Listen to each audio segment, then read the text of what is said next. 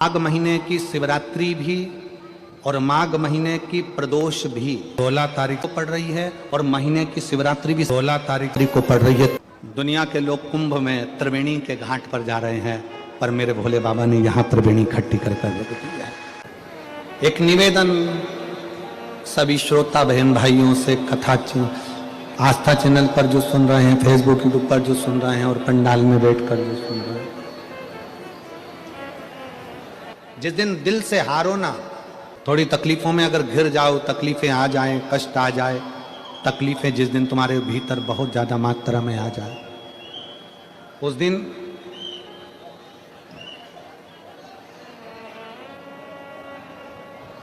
तीन बेलपत्र,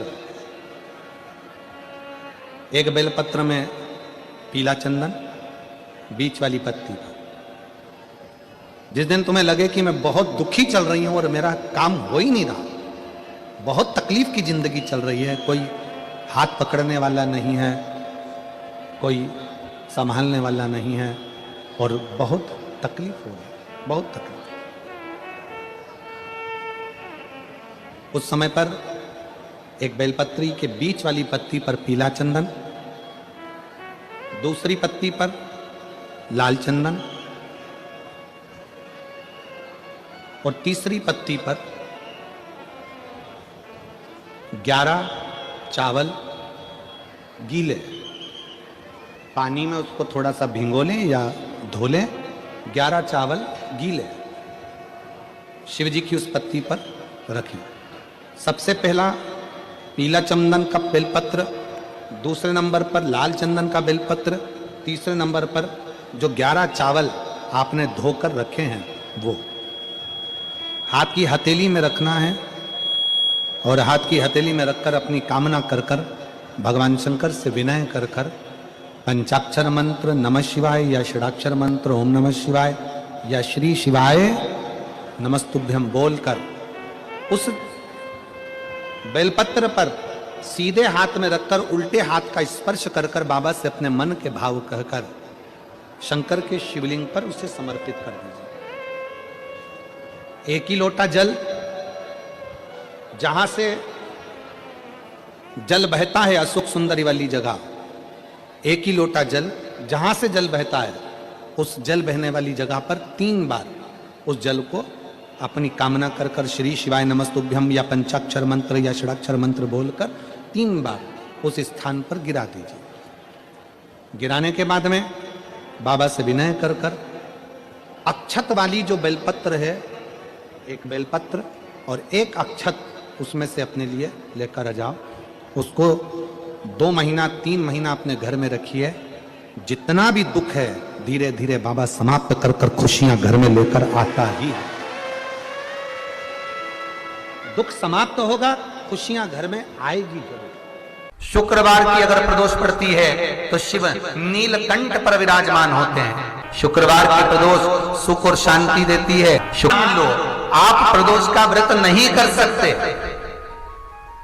आप अगर व्रत नहीं कर सकते तो प्रदोष के दिन, प्रदोष काल में शाम का समय सूर्यास्त का कुछ पल, कुछ घड़ी के पहले से लेकर बाद तक का प्रदोष काल के अंतर्गत आप शंकर जी के मंदिर में जाकर 1 लोटा पानी, 5 बेलपत्र भी अगर समर्पित करते हैं तो संपूर्ण प्रदोष का फल आपके भाग्य में प्रबल हो जाए। का जब प्रदोष पड़े, जिसको कहते हैं शुक्र प्रदोष, शुक्रवार के प्रदोष वाले दिन उस एक चक्षु नारियल को एक बेलपत्री के साथ में महाराज अंदर तिजोरी में या अलमारी में या आपकी जहां बरकत होती है, दुकान का जहां व्यापार व्यवसाय चलता है, अलमारी, उसमें उसको रख दिया जाता है। कब रखना है? शुक्रवार का प्रदोष के दिन।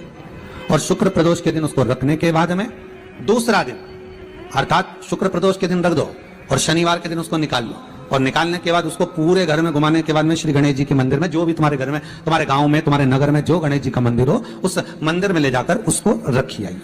वहां से मात्र 1 दुर्बा लेकर आइए, गणेश जी महाराज की चढ़ी हुई केवल 1 दुर्बा, और उस दुर्बा को दरवाजे की देहली पर छुलाकर उस दुर्बा को अपनी अलमारी में, अपनी तिजोरी में उसी दिन रख दो जिस दिन लेकर आए महाराज। कभी जिंदगी में लक्ष्मी की कमी नहीं आ सकती, पर होना चाहिए 1 चक्षु नरियल। नारियल में एक नारियल ऐसा होता है जिसका एक नेत्र होता है, उसमें 3 नेत्र नहीं होते, एक चक्षु। तो प्रदोष पड़ती है, उस प्रदोष पर प्रदोष काल में अगर एक आधी चम्मच भी गौ माता का दूध मिल जाए, एक छोटी सी कटोरी में सीधे हाथ में दूध और उल्टे हाथ में दूध, जल का पात्र या उसी पात्र के ऊपर दूध का पात्र रखकर हाथ में लेकर जो शंकर के शिवालय में देहली पर खड़ा होकर शंकर से अपनी कामना कर कर शंकर के मंदिर में जाकर दूध अशोक सुंदरी वाली जगह पर चढ़ाकर जल शंकर के शिवलिंग पर जो समर्पित कर देता है, देवाधिदेव महादेव उसकी कामना पूर्ण कर देते हैं। जिस व्यक्ति की जिंदगी में केवल घाटा ही घाटा लिखा हो, दुख ही दुख लिखा हो और कई साल हो गए हों किराए के मकान में रहते हुए या तकलीफ को भोगते भोगते परिवार में कहीं सुख है ही नहीं, 2 पौधे को याद रखना। जिसकी जिंदगी में दुख ही दुख लिखा, कष्ट ही कष्ट लिखा, परेशानी ही परेशानी लिखी, तो मंदार और शमी ये 2 पौधे ऐसे हैं जो जीवन में सुख प्रदान करते हैं। एक नियम बना लो, 12 महीने शिवरात्रि आती है, हर महीने शिवरात्रि पड़ती है, महीने में 2 बार प्रदोष पड़ती है। या तो प्रदोष का नियम बनाओ या शिवरात्रि का नियम बनाओ। एक काम करना चालू करो, थोड़ी सी मिट्टी शमी के पेड़ के नीचे की और थोड़ी सी मिट्टी मंदार के पौधे के नीचे की, दोनों को लाओ, अच्छा मिलाकर उसका एक शिवलिंग का निर्माण करो और उस शिवलिंग का पूजन प्रदोष काल में शाम के समय शिवलिंग के सामने 2 घी के दिए जलाकर जैसी घर में पूजन करते हो वैसी की वैसी पूजन करो, आरती करो, थोड़ा सा भोग लगाकर निवेदन कर कर उस शिवलिंग का बाद में विसर्जन करो। 5 या 7 प्रदोष कर लो या 5 या 7 शिवरात्रि कर लो, आपको किसी के आगे हाथ नहीं फैलाना पड़ेगा। मेरा देवाधिदेव महादेव स्वयं भंडार भरना प्रारंभ कर देगा, स्वयं शिव भंडार भरेगा। मंदार और शमी के वृक्ष के नीचे का वो फल होता है जो सुख देगा, जो हमें आनंद प्रदान करता है। मंदार मतलब आप लोग जानते हो, वो सफेद आंकड़े की जो जड़ होती है, आंकड़ा होता है, उसके छोटे छोटे फूल होते हैं मंदार के, भगवान शंकर को चढ़ते हैं। और शमी की पत्ती तो आप लोग जानते ही हो, शमी का पत्र, इसके पौधे के नीचे और उसके पौधे, इसका वृक्ष और उसके वृक्ष के नीचे की थोड़ी थोड़ी मिट्टी प्रदोष काल में या तो प्रदोष हो या शिवरात्रि हो, दोनों को मिलाकर उसका शिवलिंग बनाकर उसकी आराधना। बेटा बेटी कहीं अप्लाई कर रहे हैं नौकरी के लिए या अन्य चीज के लिए, तो वो अगर बेलपत्री के मध्य बेलपत्ती और ये 2 पत्ती है, इस पत्ती के बीच की जो जगह होती है वहां यदि पीला चंदन और 1 चावल का दाना लेकर हरीश्वर महादेव का नाम लेकर शंकर के शिवलिंग पर प्रदोष के दिन अगर चढ़ा देते हैं, तो वो बेटा बेटी जिस एग्जाम को दे रहा होता है अच्छी मेहनत के साथ, लगन के साथ, तो निश्चित है वो उसमें सफलता पाता जरूर है। हरीश्वर महादेव शिवलिंग में 5 जगह ऐसी होती है जहां पर अगर चंदन का लेपन कर दिया जाता है तो विपदा, बांधा, तकलीफें, कष्ट दूर होता चलेगा। 5 स्थान बताए, उसको समझिए। शिवलिंग को अपन मान लो, इसको जलाधारी मानो जहां से जल बहता, ठीक है। ये गोल भाग जलाधारी जिस पर शिवपिंडी रखिए, यहीं पर अपन गणेश जी कार्तिकेय का स्थान, बीच में अशोक सुंदरी का स्थान मानो। अब इसको समझिएगा। 5 स्थान बताए। पहला स्थान भगवान शंकर के पूरे शिवलिंग का मध्य भाग, ये पूरा जो शिवलिंग है शिव जी का, उस शिवलिंग का मध्य भाग प्रथम। द्वितीय है जहां पर गंगा का अविरल धारा निरंतर बह रही है, द्वितीय स्थान गंगा की धारा का मूल बिंदु शिखा, पहला। दूसरा, तृतीय स्थान उसी के सामने जो जलाधारी का पटका दिख रहा हो, दिखता जलाधारी का सामने का हिस्सा, भीतर का हिस्सा नहीं, जिस पे रखा है वो हिस्सा नहीं, सामने जो दिख रहा है। 1, 2 और तृतीय स्थान मां अंबा जगदम्बा के कंठ भाग पर चंदन का लेप। महाराज 3 स्थान ये बताए। चौथा स्थान जहां से जल नीचे गिर रहा है, जल गिरने का जो स्थान छोटा सा एक भाग रहता है, वो जितनी जगह रहती है उसके मध्य भाग, चतुर्थ स्थान। और 5वें नंबर का जो भाग बताया गया वो अशोक सुंदरी का स्थान। ये 5 स्थान ऐसे हैं जहां चंदन का थोड़ी सी बिंदी भी अगर हम लगा देते हैं तो कैसी भी विषम परिस्थिति हो वो टल जाती है और बाबा की कृपा होना। अगर व्यापार ना चले, दुख तकलीफ ज्यादा हो, कष्ट ज्यादा हो, बहुत टेंशन जिंदगी में चल रहा हो, कोई काम हो ही नहीं रहा, कोई दिक्कत ही दिक्कत है, व्यापार सही ना चल रहा हो, कष्ट ही कष्ट हो, यहां तक है अगर बीमारी ने भी घेर रखा हो और बहुत जिंदगी में दुख चल रहा हो, कहीं मत जाना। प्रत्येक महीने प्रदोष आती है, हर महीने शिवरात्रि प्रदोष आती है। 1 लोटा पानी, 5 बेलपत्र,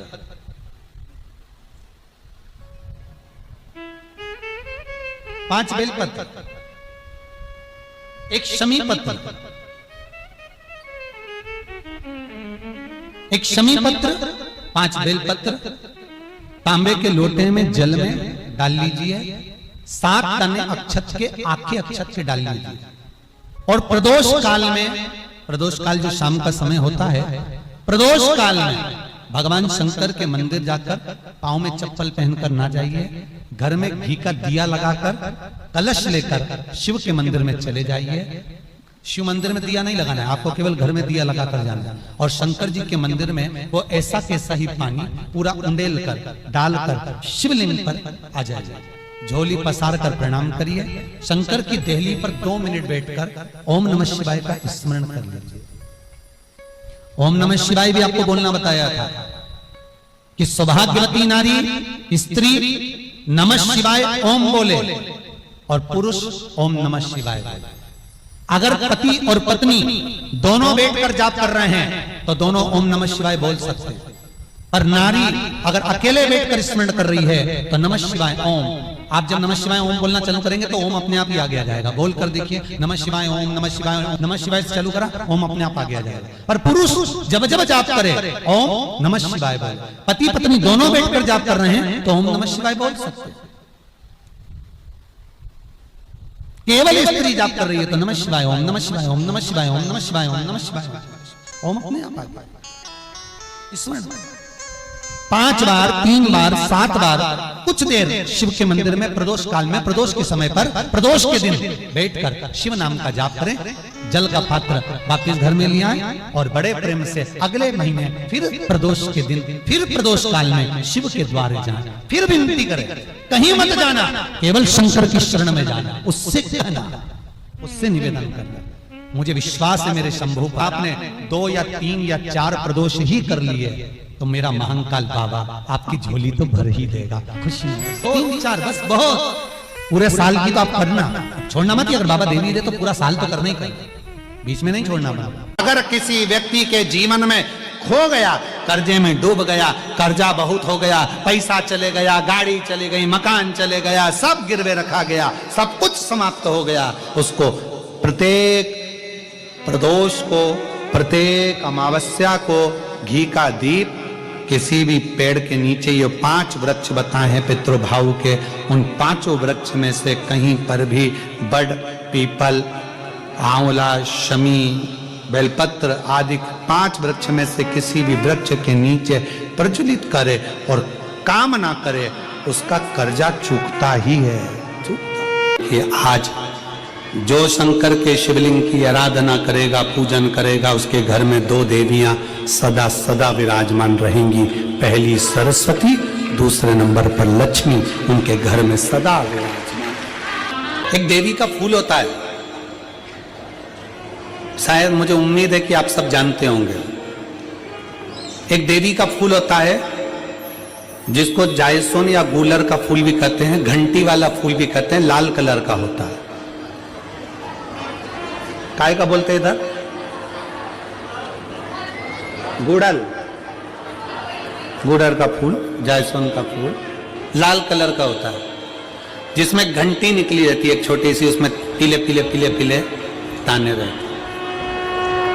मान लो कोई बेटा बेटी कोई लड़का लड़कियां, कोई बेटा बेटी, नवयुवक बच्चे या बहुएं या कोई अन्य व्यक्ति भी कोई कार्य चालू कर रहा है, मान लो कोई कार्य आप चालू कर रहे हैं, एजुकेशन के लिए बढ़ रहे हैं या आपने कोई लक्ष्य बनाया है कि मुझे इस कंपटीशन एग्जाम में बैठना है, इस कंपटीशन एग्जाम में बैठना है और मेरा इसमें पास होना जरूरी है, और मैं जो चीज पढ़ती हूं ना मैं भूल जाती हूं, मैं अध्ययन करता हूं और भूल जाता हूं। कई माताएं भी ऐसी हैं 40, 45, 50 साल, 60 साल की हो गई, 60, 70 साल की हो रही हैं, कई बार कह देती मेरी याददाश्त ठीक नहीं है, मैं कोई सामान रखती हूं भूल जाती हूं, मेरी याददाश्त में नहीं रहती। कोई भाई लोग कह देते हैं मेरी याददाश्त में नहीं रहता, भूल जाता हूं। कोई कहकर गया मुझसे बात कर लेना और मैं भूल गया कि मेरे को उससे बात करना था। कई बार मुझे मने मंजिल तक पहुंचना है। तो शिव महापुराण की कथा कहती है आप अपने परिश्रम को 4 गुना बढ़ाओ, मेहनत 4 गुना करो, पढ़ाई 4 गुना करो, अध्ययन 4 गुना करो, दिन रात एक कर दो। और साथ में जो अशोक सुंदरी की जगह है, ये शिवलिंग समझ लेना जरा, ये जलाधारी पार्वती जी का हस्त कमल, ये शिवलिंग, ये जलाधारी, और यहां से जल बहता है। राइट में गणेश जी, लेफ्ट में कार्तिकेय जी और बीच में जम के बोलो जरा अशोक सुंदरी। ये बीच की जगह जो घंटी वाला फूल होता है, जिसको आप लोग जायसन बोले कि आपके क्षेत्र में गुलर बोले, देवी जी को चढ़ता है। देवी जी का अति प्रिय पुष्प है, माता रानी का वो लाल पुष्प अति प्रिय। उसी पुष्प को ये बेलपत्र की जो डंडी होती है, बेलपत्र की जो डंडी का भाग होता है, उस घंटी का भाग उसी डंडी की ओर होना चाहिए। जैसे फूल की जो अंदर की घंटी जो निकली हुई है, उसका भाग ऐसा डंडी की ओर होना चाहिए। मतलब आपको बेलपत्री पर ये फूल को इस तरह से रखना पड़ेगा। मतलब उसका जो घंटी का भाग है, हाँ लाइए फूल लाओ, जेरा फूल मिल गया वो।